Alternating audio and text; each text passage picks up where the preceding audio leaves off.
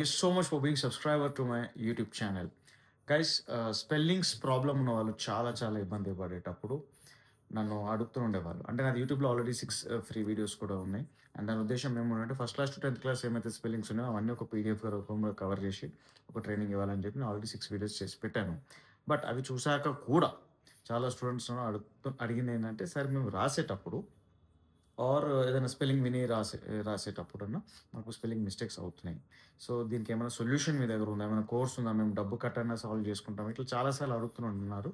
ఆహ్, అడిగారు. కానీ దానికి ఒక సొల్యూషన్ అనేది నా దగ్గర లేకుండే. కానీ నేను ఎట్లా చేస్తే ఖచ్చితంగా స్పెల్లింగ్ మిస్టేక్స్ అన్ని పోవాలని ఒక సిస్టమాటిక్ లెర్నింగ్ ఉండాలని చెప్పి ఒక very basic course for very basic learners చేశాను. And that is Kevin's spelling course.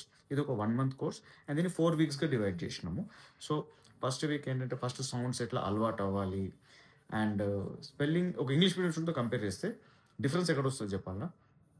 Identification and recall value అంటారు. అంటే ఒక స్పెల్లింగ్‌ని చూడంగానే ఆ స్పెల్లింగ్ ఇది నాకు తెలుసు అండ్ నోట్లో ఇట్లా టక్‌మని రికాల్ అయ్యి వచ్చేస్తుంది. So, that identification and recall speed పెరగాలి. సో, ఆ స్పీడ్ ఎలా పెరగాలి అని చెప్పి కోర్స్‌ని ఎట్లా డిజైన్ చేస్తే ఆ స్పీడ్ ఇంప్రూవ్ అయితదని చెప్పి మేము ఈ 4 వీక్స్‌గా డిజైన్ చేసినాము. సో, ఫస్ట్ చాలా బేసిక్‌గా సౌండ్స్‌ని ఐడెంటిఫై చేయడం. తర్వాత మెల్లగా స్పెల్లింగ్స్‌లో ఏమేమి ఆ ముక్కలు ఏమైతే ఉంటాయో సిలబుల్స్ ఉంటాం. ఆ సిలబుల్స్‌ని ఎట్లా ఐడెంటిఫై చేయాలి, ఆ కంఠస్వరం నుంచి ఎట్లా పలకాలి కరెక్ట్ సౌండ్ అవి నేర్పిస్తూ, బుక్ రీడింగ్‌లైనా, న్యూస్ పేపర్ రీడింగ్‌లైనా, టీవీలో చూసేటప్పుడైనా, ఫోన్‌లో చూసేటప్పుడు ఏమైతే ఇంగ్లీష్ పదాలు వస్తాయో అవి పదే పదే చూసి కంటికి మెదడుకి అలవాటు అయిపోయి ఉండాలని చెప్పి రికాల్ వాల్యూ హైగా పెంచినట్టు థర్డ్ వీక్ ట్రైనింగ్ ఇస్తూ అండ్ చాలా స్టూడెంట్స్ అడిగారు, సార్ మాకొచ్చిందా రాలేదని మాకు ఎలా తెలుసు అని చెప్పి ఆ భయం మీకు ఉండకూడదని చెప్పి డిక్టేషన్ అంటే చూడకుండా నేను చెప్తాను. నేను చెప్పిన స్పెల్లింగ్ మీరు రాయాలి.